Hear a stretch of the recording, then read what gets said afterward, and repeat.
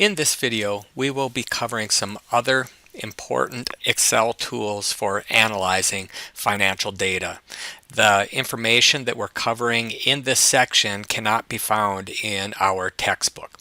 The workbook that we're going to be using for this demonstration is the Other Excel Tools workbook that can be found in our Chapter 15 information online.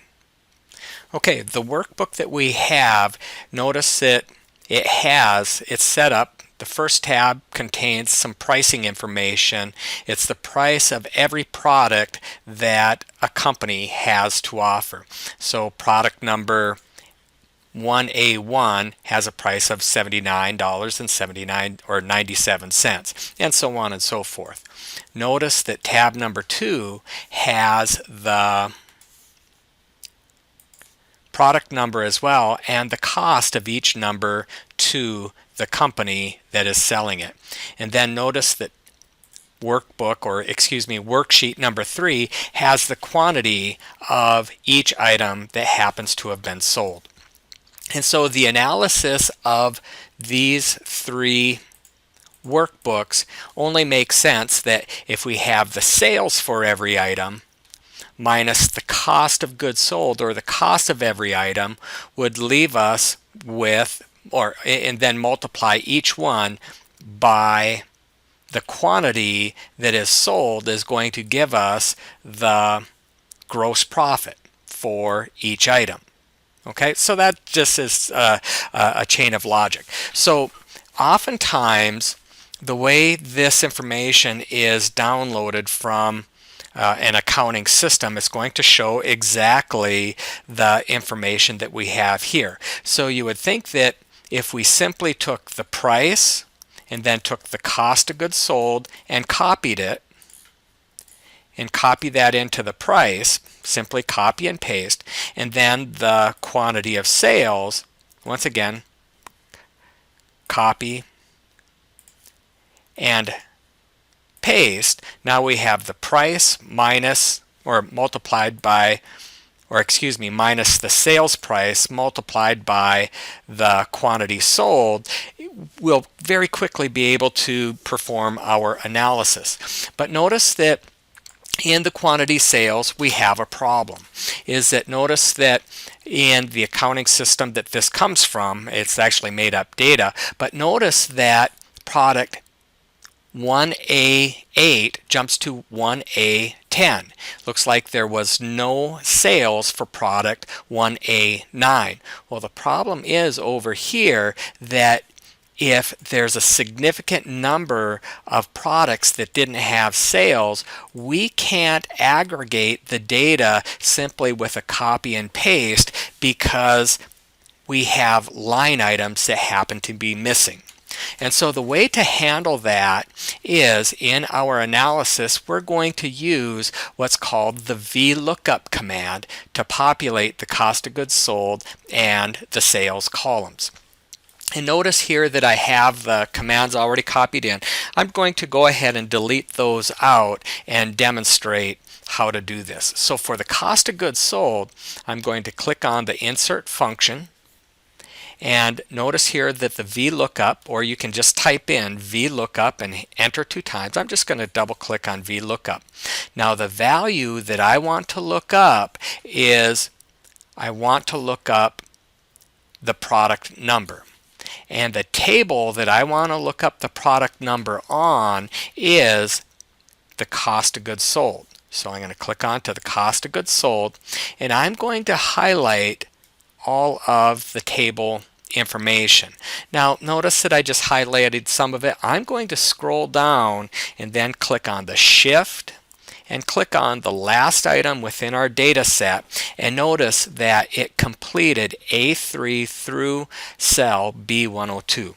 Now I want absolute referencing, so I'm going to click on the F4 key, and notice in the column index, if I go back to the top of the cost of goods sold workbook here, I want to look up the product number and the cost of goods sold. So I want column number 2 because that's the information that I want reported by this or with this command.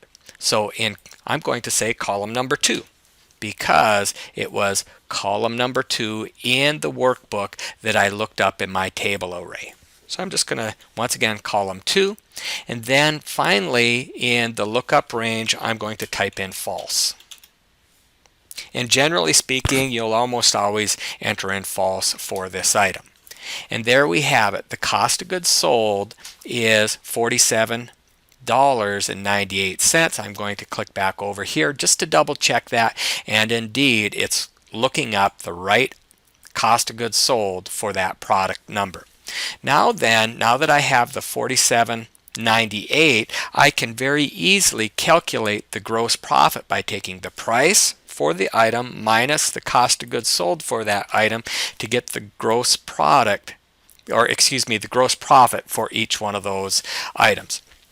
However, I'm not quite done yet. I want to know how many of these items we sold in this time period. So I'm going to use another VLOOKUP command. I'm going to click on the insert function, click on the VLOOKUP, and the lookup value, once again, I'm looking up the product number.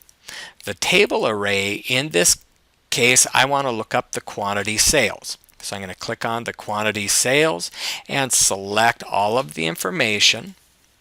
Go down to the bottom and click on Shift, and then click on the very last item within our range of data. And once again, I want to use the F4 key to get absolute referencing. And on this table, once again, I want to report the information that is in column 2. So I'm going to enter in the number 2, and for the range lookup, I'm going to enter in false. Once again, and I'm going to hit enter. So it is looking up, or excuse me, my command is identifying that 163 of product 1A1 has been sold. I can click on my sales quantity sales worksheet, and indeed the 163 is correct, so I am good to go. Now then, to complete the analysis, if I simply want, and once again I can delete this, if I want the total sales volume for every product number, now I can say equals the quantity sales for that item multiplied by the sales price for that item and hit enter. We had a total of $13,035.11. I can do the exact same thing for the cost of goods sold. Equals quantity sales multiplied by now the cost of goods sold and hit enter. And then on the gross profit, I can say either equals the sales minus cost of goods sold, or I could say quantity sales times the gross profit. It's going to work either way. I'm just going to take the sales minus the cost of goods sold and hit enter. And there we have the gross profit for product number 1A-1. Now that I have that completed, I'm simply going to highlight all of those formulas or all of that data, and I'm just going to copy it on down to the bottom.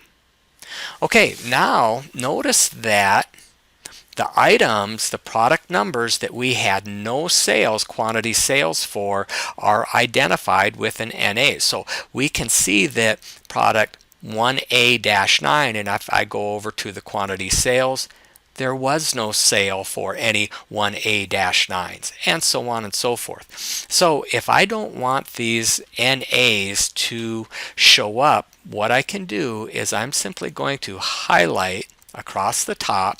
I'm going up to the data and click on the filter, and then on this quantity sales, I'm going to click, I'm going to deselect all, scroll down to the bottom and select the NA and click OK.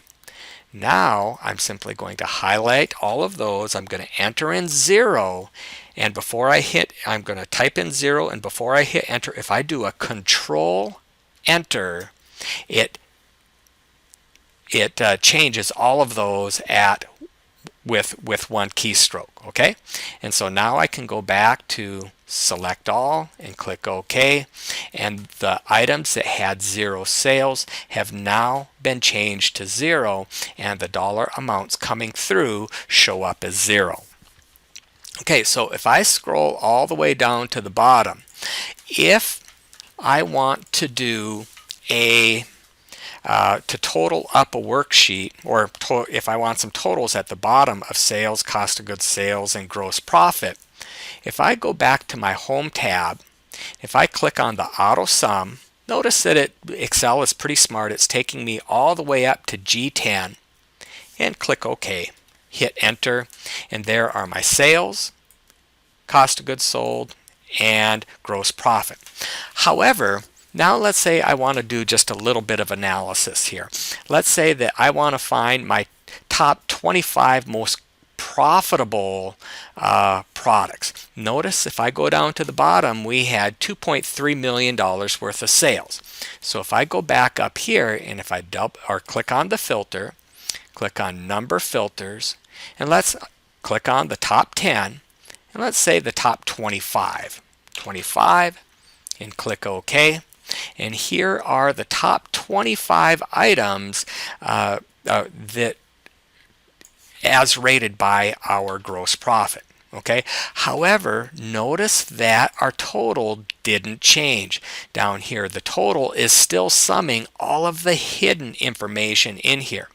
And so therefore, whenever you're trying to total up a filtered range, you don't want to use the sum command, you want to use the subtotal command. So if I click on the auto sum, notice that Excel is pretty smart, and it knows that it shouldn't be taking the subtotal or the sum using the sum command. It's going to use the subtotal command. Yeah, excuse me. Easy for me to say. And I'm going to click enter. So now then it's using the subtotal, and I'm going to highlight across. And so in this case here, notice that it's pulling from G10 all the way to G110. So all of the information from G10 to G110 is correct. I'm just going to copy that across. But whenever totaling up a subtotaled range, you have to double check and make sure that it's selecting the entire range of data that you want it to select. Okay? Okay, let's continue on to our next worksheet here, and using the find and replace. When using the VLOOKUP command, the VLOOKUP command can be really picky. Now, if we look at the information in column A, B, and C, it looks like, gosh, product number A, or excuse me, 1A-1 is product number 1A-1 and 1A-1. But if I wanted to use a VLOOKUP command, the VLOOKUP command can be very picky as to the formatting and how the information is presented. If we look at this a little bit more carefully and we click into our data box, we can see the only information contained here is 1A-1. However, if I click into the next item and I click into the text box up here and I scroll across, if I look really carefully, there's a blank space reported in front of the 1A. And if I try to use a VLOOKUP command on this product number with the space in front of the 1A, it's not going to work. And then in this case, if I look at it more closely, there's a blank space after the dash and before the dash, but not before the 1A. A very easy way to deal with this type of problem is that if I select all of the information in column B and C, and if I use the Control F, the find and replace, I want to find a space, and I'm going to hit the space bar one time, and I'm going to say replace, find what? It knows that there's a space, replace with nothing. Okay, don't put anything in the replace with. And if I click on replace all, notice that it found 321 spaces, and it replaced all of those spaces with nothing, and now I have my problem solved with the find and replace command. And I'm going to click on close. However, notice that what I did, it found all the spaces inside my descriptions of what I wanted you to do up here as well. In this case, I could simply undo real quickly and get that back, maybe copy this over, cut, paste. Now if I do my Control F, all of the information is still saved in here, and if I click replace all and click OK, I'm good to go. Okay, the next problem that sometimes comes up is that maybe with our product number, maybe what is before the dash has some special signification. Maybe it's the division of the sale, or maybe it's the product line or something like that. And what comes after the dash is also special information.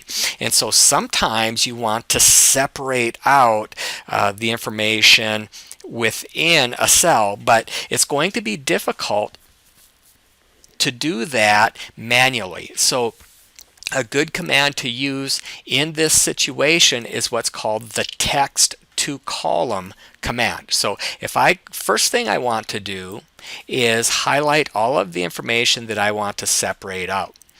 And now notice the one thing that's unique here is that dash. So first thing I'm going to do is do a Control F, the find and replace, and I want to find the dash. And I'm going to replace it with a bunch of spaces, a dash, and a bunch more spaces. And I'm going to click on replace all and click OK. And so now if I auto size my column, notice now that and I'm going to click close over here. Now I can use my text to column command. I'm going to highlight my data that I want to separate out, and up here on the data tab, I'm going to use the text to column. I want to use the fixed width. Click on next, and notice that Excel is pretty smart. It's already anticipating that I want to separate out those items by the hyphen, and it looks like it's doing a good job. All the hyphens are contained in the middle. Everything before the hyphen is going to be on the left side, and all the product or the numbers are going to be on the right. I'm going to click next and finish, and there I have it. All of the information that was prior to the dash is now in its own column. The dash is in its own column, and the numbers are in its own column. I want to go back into this information and double check, make sure there's no unwanted spaces. In the hyphen or the dash, there's no unwanted spaces, and no unwanted spaces here as well. Click escape. I'm good to go on the text to column. In addition to that, now that we have this information presented like in this way, if we did a download from an accounting or an operating system that gave us this kind of information, but we wanted it together instead, Excel has another special command for that. Let's go ahead and click on the insert function, and the formula, not the formula, but the function we want is this concatenate, CONCATENATE. I'm going to double click on it. I'm going to click in for text item, that first column, the text 2, the second column, and text 3, the third column. I'm going to hit enter, and there now it's been entered in and it's finally combined. And so if I want to, I can just copy it on down, and we split up the product number, but now we've recombined the product number. Now if I wanted to use once again an H lookup or excuse me, the VLOOKUP to identify these product numbers, I would have a problem because these product numbers are not actually in there. What is in each one of those cells is a formula, and the VLOOKUP will not register to the information provided by the formula. So if I wanted to use a VLOOKUP here, I would have to highlight this information, right click and copy, and then right click, paste special, and I only want the values. I don't want the formulas to show up anymore. Click OK. And now the values are presented rather than having the formula. Now let's click on to the total tab for our final analysis. Okay, so this would be a typical kind of analysis that we might want to create with the data that has been provided. So in this case, I'm simply going to click on the insert function, use the concatenate 1A in text 1 and the number in text 2, and I'm good to go. I'm going to go ahead and copy that all the way down to the bottom, and then now I'm going to go back to the top and I'm going to reselect that because I don't want a formula. Right click and copy, right click, say paste special, and click on the values because I want the hard-coded product number. Now that I have that, I can use the VLOOKUP command to get the price and lookup value. I want 1A. The table array, I'm going to click on to the price table.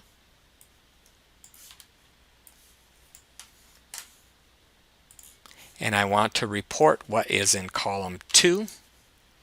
And I'm going to type in false and hit enter. There is my price. I can use the VLOOKUP command one more time here for the cost of goods sold. I'm going to look up the product number in table array, and this is the cost of goods sold. And notice one of the things that I haven't mentioned so far about the VLOOKUP is when using the VLOOKUP, the item that you're trying to reference, and in this case the product number, has to be in the first row of the table or of the data that you've selected. Okay, so the product number has to be in the first row of the data that's selected, and I've better put in my absolute referencing, looking up column 2, and once again false, and hit enter. There's my cost of goods sold over here. I better click back in and get my absolute referencing back in on my table array. My gross profit then is going to be my price minus the cost of goods sold. The quantity sales, once again, I better use a VLOOKUP. Quantity sales, VLOOKUP. I'm once again referencing the product number. The table array is the sales quantity, and once again I'm going to highlight the whole thing or all of those items. Use my F4 command. I'm looking up what's in column number 2, and once again type in false and hit enter. Okay, and then to get the sales, the total, I'm going to center merge, maybe underline, and put total. To get the total sales. Total sales are going to be a function of the quantity sales multiplied by the sales price. Hit enter, and in the quantity sales, yep, I did get the absolute referencing, cost of goods sold. Do the same thing. Quantity sales multiplied by the cost of goods sold. Hit enter. Gross profit equals the sales minus the cost of goods sold. Hit enter. Now that I have all of that completed, I can copy and paste that down with the autofill handle. And now once again, I have the problems with the not applicable because there is no line items. I'm just going to once again use my filter on the data tab, click on my filter now, deselect all, go down to the bottom, select on the not applicable, click OK, and I'm going to enter 0 and hit Control Enter so it enters the zeros in all of the selected fields at the same time. I'm going to say clear the filter. Now I'm good to go. Okay, just one more thing that I've come across and found to be very helpful over the years is using the proper command. When dumping out names and certain information out of databases, sometimes it's going to be all small case, sometimes it's all going to be large case, but sometimes you might want it to look a little bit better. One way to do that, notice my name is Schreiber Kurt. If I use what's called the proper command, I'm going to click on the insert function and note we have the proper command, and it's simply text. And notice down here that it says it converts a string to proper case. The first letter in each word is uppercase and all other letters are in lowercase. And click OK. So it changes all of this from upper letters to a proper or a more proper capitalization usage. Okay, that concludes the other important Excel tools demonstration. I hope that you found it to be helpful and insightful.